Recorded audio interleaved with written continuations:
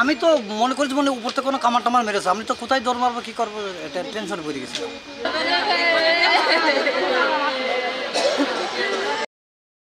শহরে হঠাৎই ব্যাপক বিস্ফোরণ, বিকট শব্দে উড়ে গেল দোকান। তারপরের ঘটনা চলুন জেনে আসি।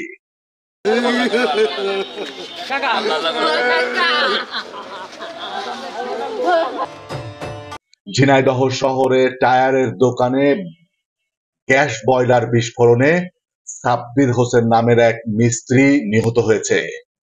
দুপুরে শহরের হামদহ এলাকায় এ দুর্ঘটনা ঘটে।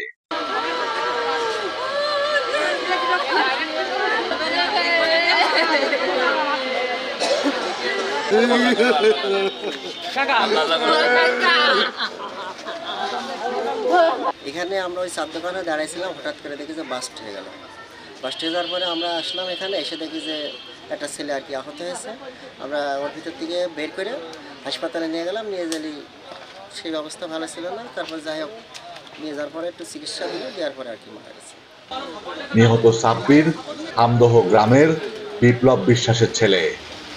পুলিশ ও স্থানীয়রা জানায়, হামদহ এলাকায় রিপন দাসের টায়ারের মেরামতের দোকানে কাজ করছিল সাব্বির নামের এক মিস্ত্রি। হঠাৎ করেই টায়ার হিট দেওয়া বয়লার মেশিনের বিস্ফোরণ ঘটে। এতে দোকানের ভেতরে থাকা মিস্ত্রি সাব্বির আহত হয়।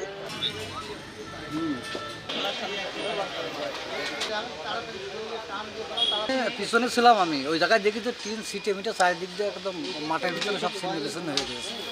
পরে স্থানীয়রা উদ্ধার করে ঝিনাইদহ সদর হাসপাতালে নিয়ে গেলে কর্তব্যরত চিকিৎসক তাকে মৃত ঘোষণা করে। লাশ ঝিনাইদহ সদর হাসপাতাল মর্গে রাখা হয়েছে।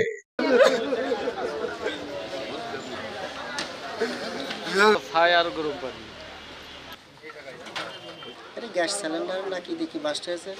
টায়ারের আপনার চাপ দেয় মেশিন, সে হাওয়ার মেশিন আর কি।